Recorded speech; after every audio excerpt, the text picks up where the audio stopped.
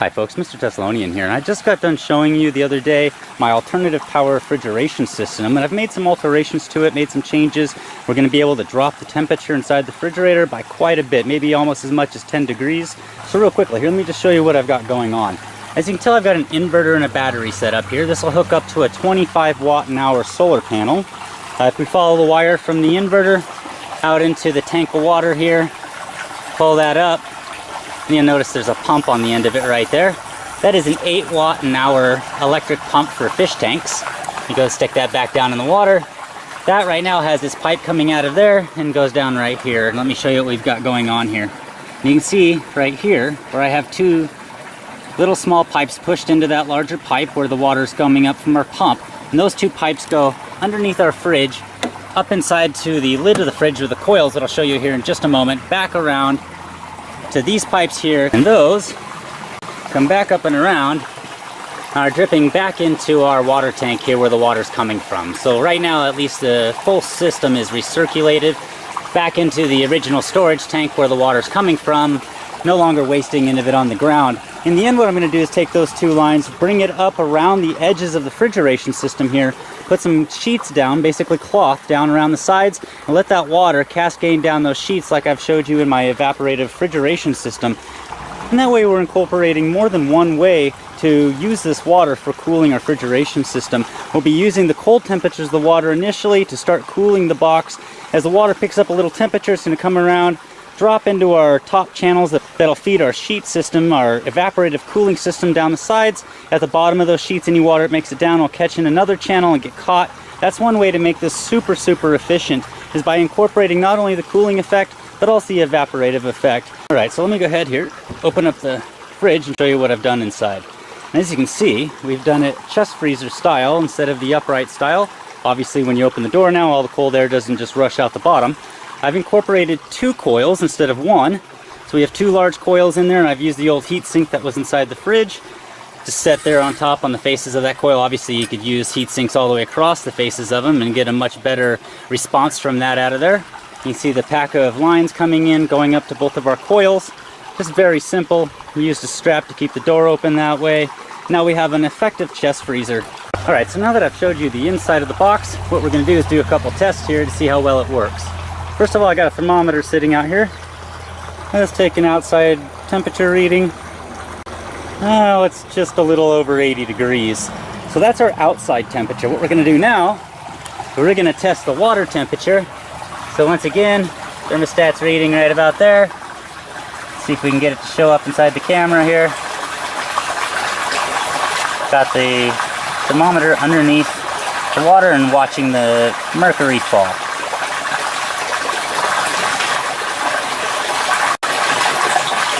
So that's going to be probably the max temperature we're going to be able to achieve inside of our fridge. So let's go ahead and put this now inside of the refrigerator. Get it dried off a bit. And we're going to let that sit in there. In fact, you know what? Here, let me take my hand. We'll rewarm that back up again. Get it out of that temperature range. Okay, so we've got it back up. We're going to sit this down into the refrigerator. We know that the water is at 40 degrees. We're going to give this an hour, maybe an hour and a half. Come back, take a look, and see how close to that 40 degrees we've gotten to. Okay, so it's been about an hour now. Let's go ahead and open this thing up. Let's take a reading without touching it. Get a good angle on the line there. Looks like we're just above 40 degrees. It's about 42, maybe just a little under. That's pretty good. So we've gained about 2 degrees of temperature versus the actual temperature in the water. Now if it runs longer, potentially it could also cool down even more than that. So the next step of this is to go hook up the 30 watt or so solar panel to our electric system. That way it's running all on solar energy, and that will give us our nice cooling unit for the middle of the summer for all our organic vegetables, both within the aquaculture building and inside of our greenhouse. Stay tuned, folks, for the next video where I incorporate the evaporative cooling part of the refrigeration design, and I'll show you how I built that and how well it works. Until next time, I hope you enjoyed. This was Mr. Thessalonian. So what we're going to do today is finalize and finish our alternative refrigeration system. I just got done showing you the coils, how well that worked, and right now I'm installing some aluminum C-channel, U-channel here, across all the edges. So you can see one right here, sitting there, and I'm going to go down the sides, like that, on both sides, and across the back, which I'll show you when I'm done. So what this is going to do is hold the cotton material inside the channel with the water coming out of the outputs from our coils coming into that. That water comes into the channel, it's going to wick out into the cloth and run down the cloth with gravity, giving us our evaporative cooling effect. So what I'm going to do now is go ahead and start installing the rest of them on the sides and in the back. It'll look just like this, leaving our channel aiming up so we can stick the sheet in there. Let me get that done, and then I'll show you how we're going to install the sheet and hook the water system up. I've got all the channels now completed and hooked up. On the corners, I have them interconnected to each other, so that way any extra water flow in the channel can transfer from one channel to the next through a piece of bent hose here, just a green garden hose I have going from one corner to the next. Show you over here, that channel goes over, and I was a little short on material for the last run in the back, so we're gonna have a little stretch here that doesn't have quite as much of the channel, but I'm pretty sure the wick will cover most of that, if not all of it. And then we have this side as well, has got its piece of hose going back. This would be kind of your starting point channel that dead ends inside the block right there.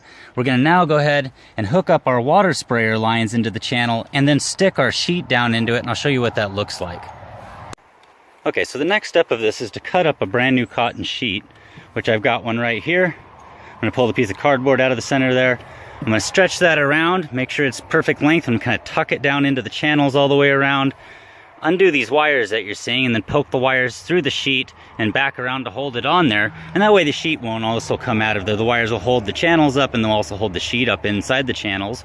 So here's what it looks like now that we've got the sheet tucked into our channel all the way across the top.